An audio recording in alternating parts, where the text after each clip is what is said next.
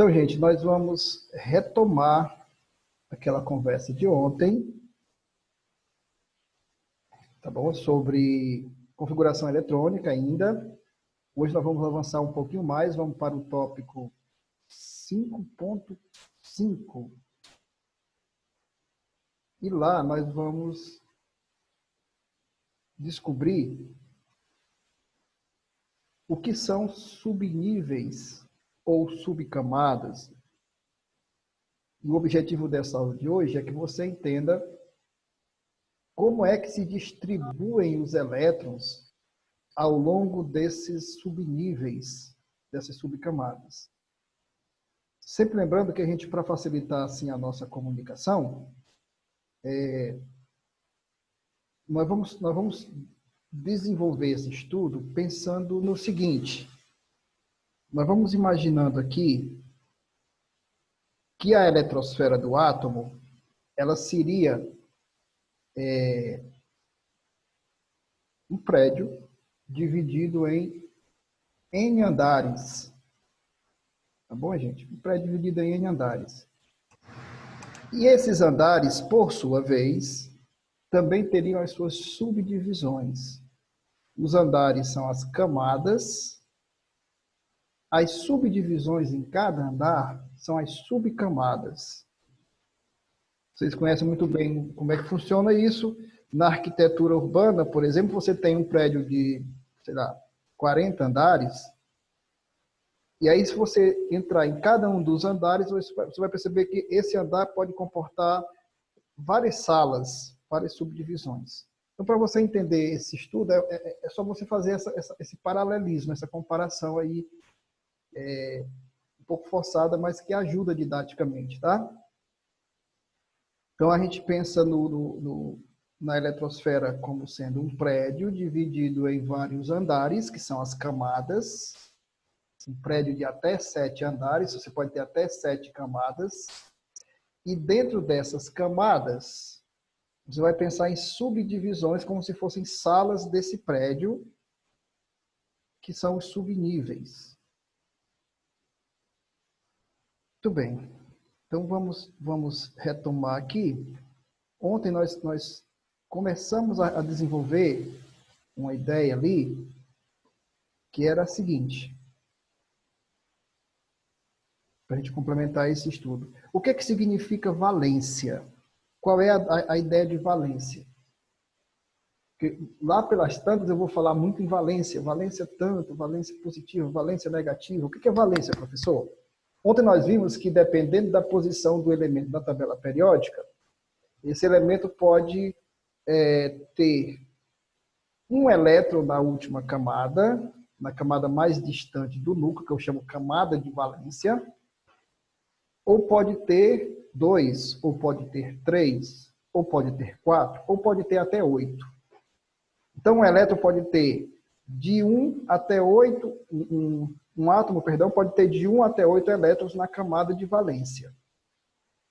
E essa quantidade de elétrons é importante porque vai determinar o que vai acontecer com esse elétron, ou com esses elétrons. Tá? Portanto, me permito aqui mostrar para vocês que nós parávamos ontem, né? Deixa eu só diminuir aqui essa tela.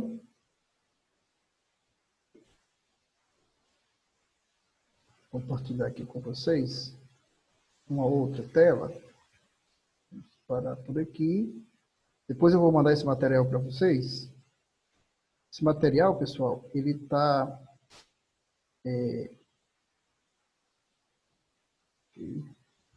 Esse material que eu preparei aqui para vocês é um material, vou mandar em PDF, junto com o vídeo da aula de hoje, porque eu senti que no livro de vocês, apesar de tá bom o livro, mas tem algumas coisas desatualizadas.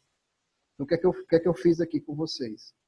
Eu preparei um material, tá? Que eu quero complementar a teoria do livro de vocês. Então, deixa eu mostrar primeiro algumas coisas desse material. E aí depois eu volto para o livro de vocês. Eu vou mandar esse material, repito, para vocês, no final da aula de hoje, junto com o vídeo da aula, tá bom? Material preparado com muito carinho para vocês. Aqui vocês vão encontrar, novamente, informações sobre a estrutura da tabela periódica, sobre distribuição eletrônica, sobre o diagrama de Linus-Pauling e mais alguns conceitos que são importantes para vocês não esquecerem. E no final, as atividades resolvidas, tá bom? Tabela atualizada, informações que vocês já têm lá, ok? Então, a primeira parada é aqui, ó. Eu vou mostrar alguns slides para não ficar cansativo, depois eu volto para a gente conversar sobre tudo isso. Quais são as principais informações? Fiquem bem atentos, porque eu vou contar aqui, para não ficar muito extenso, uns 5 a 10 minutinhos, eu vou expor o que é mais importante daqui, e depois vocês vão fazer esse estudo em casa. Existem até 7 camadas na tabela periódica, que são os 7 períodos da tabela periódica. Então, tem átomos que só tem uma camada, tem átomos que tem 2 e tem átomos que tem 7. É como aquela ideia do prédio de 7 andares. Essas camadas podem ser representadas por um número, que varia de 1 a 7, ou por uma letra, que vai de K até Q, como nós vimos ontem. O modelo atômico de Bohr, pessoal, ele explica que essas camadas estão distribuídas em torno do núcleo do átomo, de maneira que as camadas mais próximas estão associadas a estados de energia menor, estados menos energéticos. E aí nós já vimos também, passamos por aqui, isso aqui é um grande resumo de tudo que nós temos visto nas últimas aulas. Nós aprendemos que quando esse elétron está, por exemplo, na camada 1, ele está em seu estado fundamental, aqui em preto. Mas quando ele recebe energia externa, ele faz uma transição eletrônica, e passa a um novo estado, passa a um estado que nós chamamos de estado excitado, né? Então, quando o elétron sai do seu estado fundamental e vai para o nível seguinte, ele vai para o chamado estado excitado, quando ele absorve energia. Quando ele perde essa energia, ele emite radiação e volta para o estado fundamental. Isso nós já vimos no modelo de Bohr. Muito bem. Aqui nós teríamos, por exemplo, um átomo que possuiria as 7 camadas, de K até Q. Observem que essas camadas, elas não são circulares. A teoria moderna indica que essas camadas são elípticas. Não são círculos, são elipses, é uma outra figura geométrica. Tá certo? Isso foi uma mudança que foi operada há mais ou menos 100 anos atrás, já em cima do modelo de Bohr, já é um modelo mais moderno do que o modelo de Bohr. Mas, enfim, permanece a ideia de que os elétrons estão distribuídos nessas 7 camadas. Nesse caso, nós teríamos todas as camadas. Não esqueçam que alguns átomos têm apenas algumas camadas. Seguindo adiante,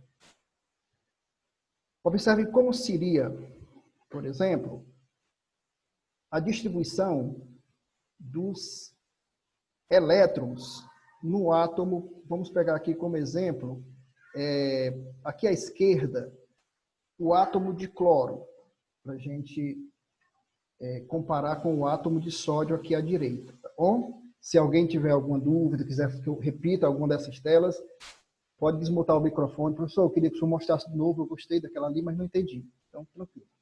Não esqueça que eu vou mandar esse material para vocês, ainda hoje, tá bom? Para que vocês possam fazer toda a revisão. Tem informações que não tem no livro de vocês, tem informações extras, tem atividades.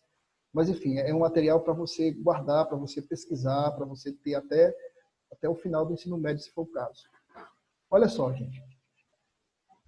O átomo de cloro tem 17 elétrons. Aqui no núcleo estão os prótons, que também são 17, e os nêutrons, que são 18.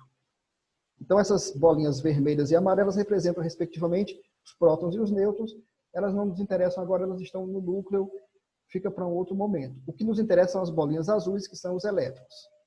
E aí, eu estou afirmando para vocês que o cloro tem até 3 camadas. Dentre aquelas 7 possíveis, ela tem até 3. Isso aqui, como é o modelo, ele está no formato ainda de camada circular, não está elíptica ainda, mas ela é elíptica, tá? Aqui é só um modelo. Então, ele tem 2 elétrons na primeira camada, tem 8 elétrons na segunda, lá vão 10, e os outros 7 estão distribuídos na terceira camada. De acordo com a teoria de Lewis, estão distribuídos nos vértices de um imaginário cubo, né, que poderia ter até 8, mas aqui são só 7, está faltando aqui um elétron, lembra daquela imagem de ontem. Em comparação com o cloro, o sódio, que tem apenas 11 elétrons, tem 2 na primeira camada, tem 8 na segunda camada e apenas 1 na terceira. Então, aqui você vai tirar algumas conclusões, algumas, inclusive, da aula de ontem. E a primeira delas é a seguinte: como é que a gente sabe quantos elétrons tem em cada camada?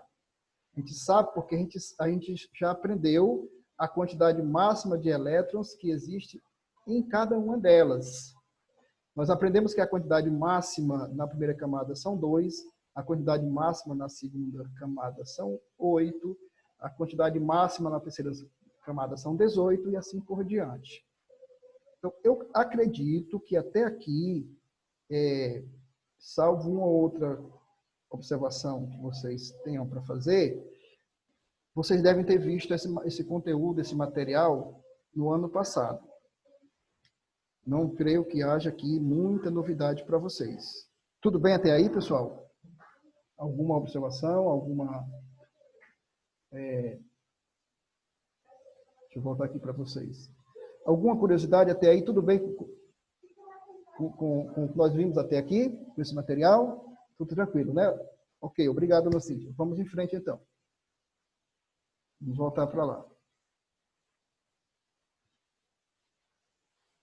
Bom, talvez aqui comecem a surgir algumas dúvidas para vocês, se não vejamos. Professor, no nono ano nós vimos a distribuição em camadas quando eram poucos elétrons, mas não vimos quando eram muitos. Tipo esse elemento, que tem 42 elétrons, tá? Não tem problema. Se vocês olharem e tiverem paciência para contar direitinho, vocês vão ver que existem 2 na primeira camada, 8 na segunda, na terceira, 1, 2, 3, 4, 5, 6, 7, 8, 9, 10, 11, 12, 13, 14, 15, 16, 17, 18, que é o número máximo na terceira. Na quarta camada, 1, 2, 3, 4, 5, 6, 7, 8, 9, 10, 11, 12, 13, 14. Aí tem um ponto de interrogação, poderia ser até 32, mas só tem 14. E na última só tem 1. Tá? Esse rapaz, por sinal, só para efeito de ilustração, que tem 42 elétrons, pessoal, se vocês ficaram curiosos para saber quem é, então por isso que eu coloquei uma tabelazinha lá no início dos slides. Saúl. Pois não, campeão? Ei, pai, entrei agora porque eu tava ajudando meu pai aqui no trabalho Tá bom, meu dele, rei? viu? Tá bom, meu rei, tranquilo. Você é bem-vindo sempre, você é bem-vindo sempre. Nós estamos aqui fazendo... Valeu, tamo junto. Pai. Pronto, eu tô mostrando um material que eu preparei para vocês, em complemento ao livro de vocês, mas dá para você acompanhar tranquilo, porque quase tudo que eu já falei aqui nós já tínhamos visto. Esse elemento, pessoal, é de número 42, é o molibdênio, tá bom? É o molibdênio. Então, o molibdênio ele é um metal cujos 42 elétrons estão assim distribuídos. Então, você pode fazer essa distribuição para qualquer elemento químico, e dá certo. Dá certo. E daqui a pouco vocês vão perceber que não é tão difícil. Tá certo? Agora, o que nós queremos aprender hoje é o seguinte. Muita calma nessa hora. Eu não falei para vocês que cada uma dessas camadas é como se fosse o andar de um prédio? Foi, professor? Nesse caso aqui, por exemplo, seria um prédio de 5 andares. Só que os cientistas perceberam, na década de 20 do século passado, que faltava alguma coisa na teoria de Bohr. Ele não tinha explicado, por exemplo, que cada uma dessas camadas pode, eventualmente, comportar subdivisões. Então surgiu a teoria dos subníveis. Essa teoria dos subníveis, pessoal, ela está apoiada na seguinte ideia. Prestem muita atenção nessa imagem. Esse aqui é o modelo da eletrosfera do átomo de sódio, que nós acabamos de ver lá atrás. Vou voltar aqui para quem não tinha entrado ainda para mostrar. O átomo de sódio ele tem até 3 camadas, no máximo 3 camadas na eletrosfera. 2 elétrons na primeira, 8 na segunda e 1 na terceira. Isso é o modelo de Bohr. Só que percebeu-se, posteriormente, uma curiosidade. A primeira camada, que tem 2 elétrons, ela não tem subdivisões. É como se fosse um andar de um prédio que não tem nenhuma subdivisão. Mas, atenção aqui, ó, na segunda camada do sódio, onde estão os 8 elétrons, tem uma subdivisão. Então, essas duas linhas aqui, pessoal, não representam uma nova camada, não. Essas duas linhas são as duas divisões da segunda camada. É como se você estivesse olhando a eletrosfera mais de perto e enxergando mais coisas. Então, você acabou de perceber que a segunda camada do sódio, na verdade, são duas subdivisões. É como se tivesse 2 salas formando o segundo andar. Sendo que na primeira sala tem 2 elétrons e na segunda tem 6. Então, se você está acompanhando aqui, eu repito, esse é o modelo do átomo de sódio, está aqui os 11 prótons e os tantos nêutrons que ele possui, tá certo? E aqui, pessoal, estão 3 camadas. Professor, mas eu estou vendo 4 linhas aqui. Só que essas duas mais próximas, elas representam subdivisões da segunda camada. Tá bom, gente? É isso que a gente chama de subníveis, que vocês devem ter estudado no 9º ano. Tá? Então, é possível subdividir uma camada em até 4 subcamadas. Nesse caso, foram necessárias apenas 2 subcamadas. Mas se vocês continuarem percorrendo esse material, vão encontrar, por exemplo, eu já mostro aqui para vocês, me permitam, olha aqui, ó. Essa outra imagem representa o fósforo. O fósforo tem 15 elétrons, tá, gente? O fósforo tem 15 elétrons. E aí nós vamos acompanhar aqui, ó. A primeira camada do fósforo, a mais próxima do núcleo, tem 2 elétrons. Tem 2 elétrons. Essa não tem como dividir, de jeito nenhum, nem que você queira. A segunda camada do fósforo é representada por essas 2 subdivisões. Ela tem 8 elétrons, 2 na primeira subdivisão e 6 na segunda. E aqui a terceira camada do fósforo. A terceira camada do fósforo ela vai comportar também 2 subdivisões, sendo que você vai encontrar 2 elétrons na primeira, tá certo? E você vai encontrar mais 1, 2, 3 na segunda. Tá bom, gente? Então, os 15 elétrons do fósforo são distribuídos assim. 2 na primeira camada, 8 na segunda, sendo 2 na primeira sub e 6 na segunda subcamada. E os outros 5 ficam na terceira camada, que também está dividida. Então, aqui você vai encontrar uma certa dificuldade, talvez, de entender essa arquitetura, tá bom? Então, eu quero que você fique bem à vontade para me perguntar aqui. Professor, o senhor repete, por gentileza, porque eu nunca tinha visto isso aí é novidade para mim. Aí, no primeiro ano, a gente está recuperando a matéria do 9º ano, mas a gente está sempre dando um passo à frente para vocês entrarem no 2º ano bem tranquilos. Então, eu vou perguntar aqui, ó. Pode falar aqui no chat, se for o caso. Você já tinha ouvido falar que as camadas podem ser subdivididas? Sim ou não? Sim? Alguém?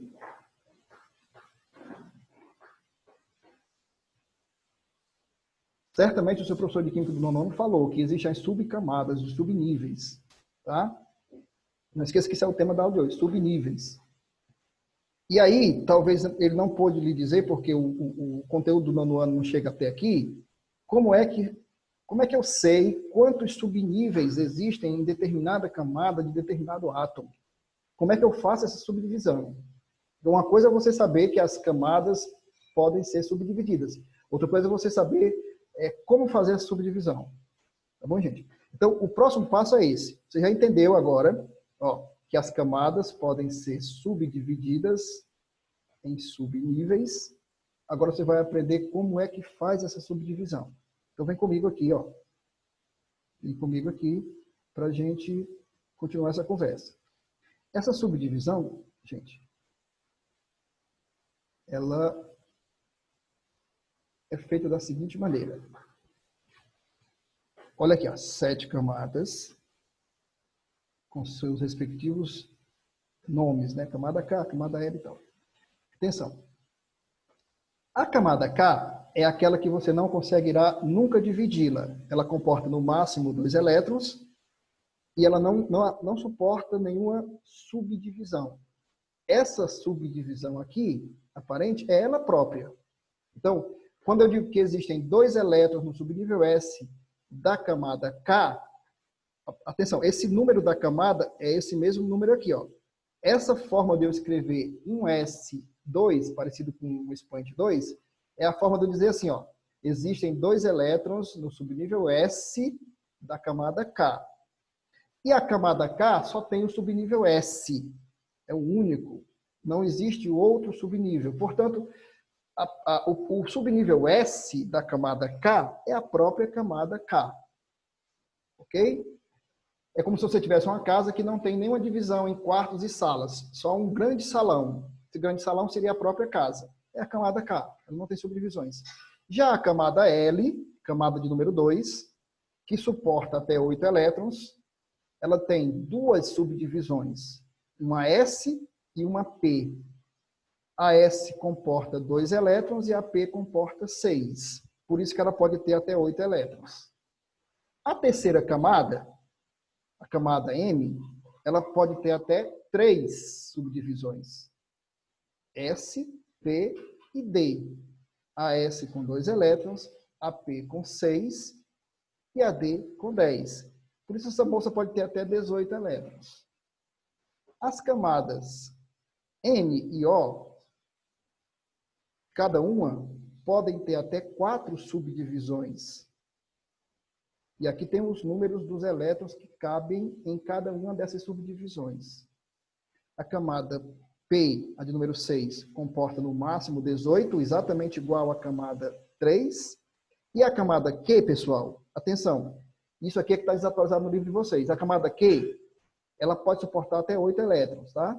Modernamente, ela já pode suportar até 8 elétrons com a criação em laboratório de mais elementos químicos. Com o elemento de número 118, ela já pode ter até 8 elétrons, igual à camada L. No livro de vocês, aqui ainda está só 2. Então, aqui está atualizado, viu? Por isso que eu preparei o material para atualizar o livro de vocês. Beleza, gente? Então, é assim que a gente descobre como estão divididas as camadas, tá? Como estão divididas as camadas. Beleza? Então, voltamos para cá. É uma viagem interessante, né? Então, a gente já aprendeu que as camadas podem ser subdivididas. Agora já vimos como é que essas camadas estão subdivididas. Tá bom, gente? Falta só uma coisa para a gente fazer algum exercício e caminhar a conclusão da nossa aula, né? O tempo é nosso maior adversário aqui. E o que falta, gente, é vocês relembrarem, porque eu sei que vocês já viram, como é que eu distribuo, atenção, como é que eu distribuo os elétrons em cada caso. Explico. Por exemplo, quando eu mostrei para vocês o átomo de fósforo, bem aqui eu mostrei o átomo de fósforo,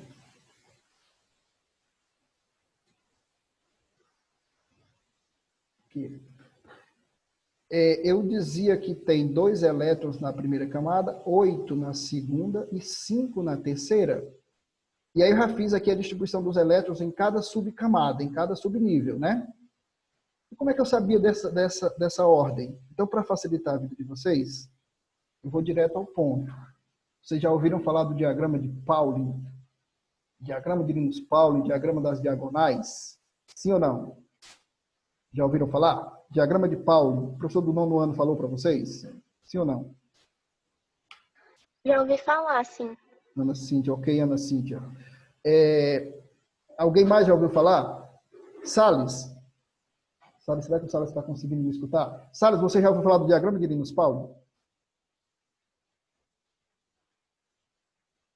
Stephanie? Lavoisier? Para que eu possa ter aqui um parâmetro para saber se eu já posso dizer como é que ele funciona, tá? Se você nunca ouviu falar, então eu vou te mostrar como é que ele funciona. Olha aí como o tempo é nosso adversário, né? Mas, enfim, não esqueçam de recuperar esse material que eu vou mandar no final da aula e fazer uma viagem por ele. Gente, funciona da seguinte maneira. O Pauling, todo esse texto está lá no livro de vocês. Quem leu o texto já deve estar sabendo do que eu estou falando aqui. Quem não leu ainda, ó, um cientista chamado Linus Pauling, para responder essa pergunta, como é que os elétrons estão distribuídos? Como é que eu ia saber que os elétrons estavam distribuídos daquela forma? Ele preparou um diagrama que contempla todos os possíveis átomos que ele vai distribuir. Então, ele entendia que os elétrons de menor energia estavam mais próximos do núcleo e os elétrons de maior energia estavam mais distantes do núcleo.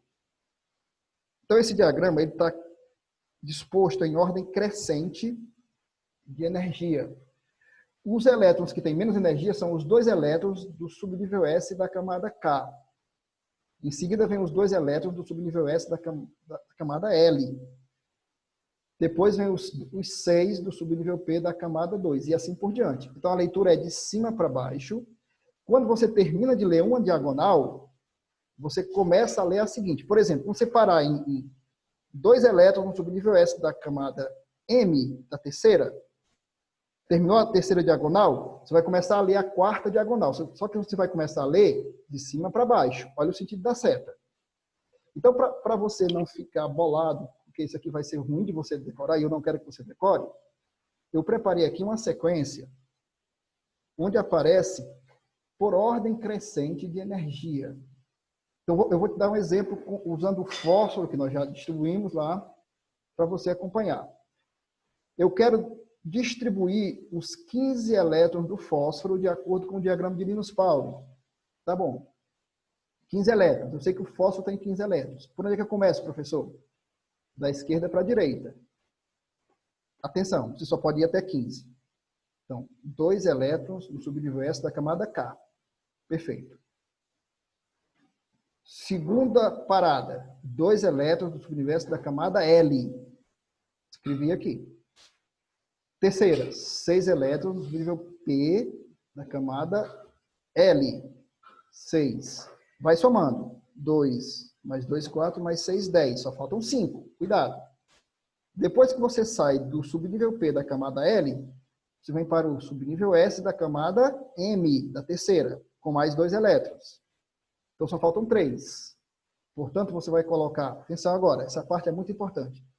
Você poderia colocar até 6 elétrons no subnível P da camada M, mas você só tem 3 elétrons para distribuir. Paciência, então você coloca apenas 3. Então, aqui está a resposta. Por que que os elétrons do fósforo estão distribuídos daquela forma que o professor mostrou? Por conta da sequência obrigatória do diagrama de Linus-Pauling. 2 no subuniverso da camada K, mais 2 no subuniverso da camada L, mais 6 no subnível P da mesma camada L. Está aqui a subdivisão da camada L. E, finalmente, a subdivisão da camada M. Galera, ó, se você aprendeu isso no 9º ano, parabéns. Você está bem demais da conta. Você vai conseguir satisfatoriamente resolver a sua vida daqui para frente. Se você não aprendeu isso no 9º ano, eu recomendo que você pegue esse material com muita humildade, com muita paciência também, e vai estudar, porque esse conteúdo é extremamente importante para você continuar o seu curso de Química. Saber fazer a distribuição eletrônica por níveis e subníveis. Isso é tudo que você precisa para continuar bem o seu curso. Então, por exemplo, quando você for enfim, resolver exercícios como esses do seu livro, vamos voltar aqui. Quando você for, vamos pegar aqui um exercício do seu livro para ilustrar o que eu quero dizer com isso. Tá?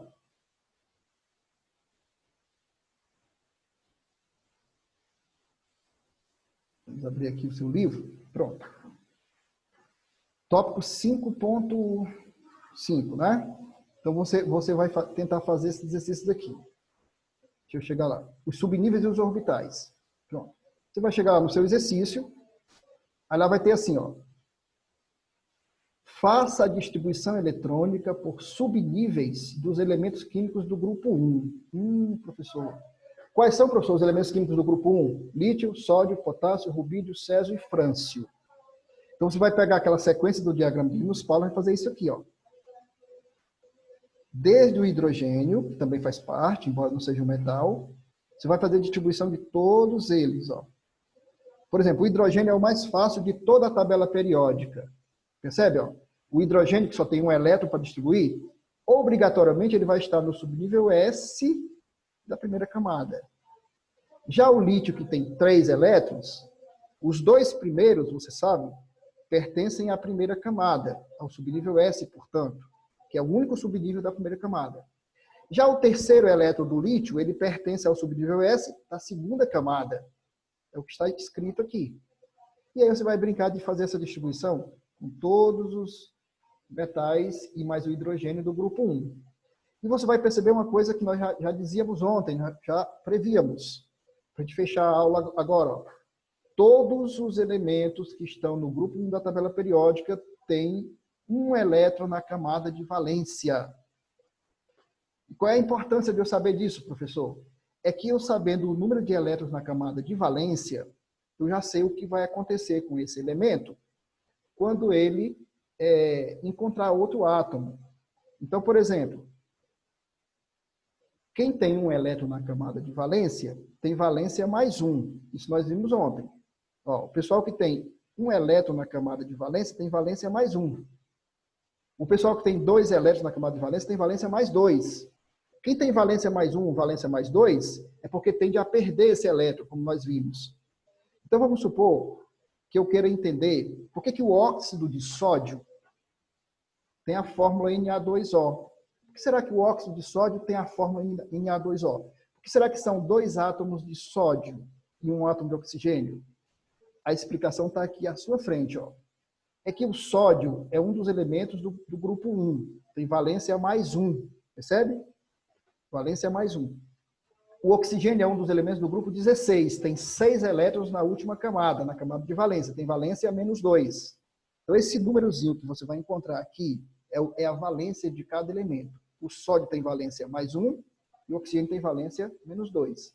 Pessoal, isso significa dizer o seguinte, que para competir com o oxigênio, que tem valência menos 2, eu vou precisar de 2 átomos de sódio, porque cada um tem valência mais 1. É como se o oxigênio valesse por 2 sódios. Valência, só para você associar, tá? Por isso que a fórmula correta do óxido é Na2O.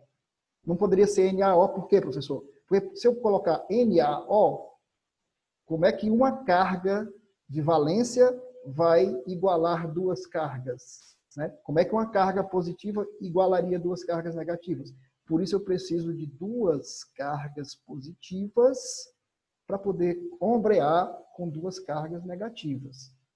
Isso aqui responde a uma pergunta que angustia todo aluno de química. Como é que o professor sabe a fórmula do óxido de sódio? Eu sei porque eu conheço as valências do sódio e do oxigênio. Então, gente, o tempo já está esgotando. Eu espero que essa aula tenha sido desafiadora para vocês. Não difícil, desafiadora. Que tenha trazido elementos novos. Tá bom? Então, vocês vão passar um ótimo final de semana. Vão pegar todo o material que eu vou mandar hoje, os slides que eu vou mandar. vão reler esses slides, vão tentar associar isso ao livro de vocês, e aí na próxima quinta-feira nós vamos passar ao último tópico desse capítulo, que é falar das propriedades periódicas, mas antes, vamos fazer aqui um desabafo. Professor, eu não entendi aquilo ali, eu não consegui distribuir, eu consegui, para que eu possa ter o feedback de vocês. Tá legal, gente? Tudo bem? Bom, espero que eu tenha conseguido passar a mensagem nesses 40 minutos. Um ótimo final de semana para vocês. Qualquer dúvida, podem colocar lá no privado, que eu vou, à medida do possível, respondendo também, tá bom? Obrigado pela participação de todo mundo. Saúde para todos, para a família de vocês. E até a próxima quinta-feira. Obrigado, Ana Cíntia. Valeu a sua participação. Daqui a pouco eu mando o vídeo da aula e junto com o vídeo eu vou mandar os slides para vocês se divertirem, tá? E ouvirem a música do Lulu Santos também. Valeu.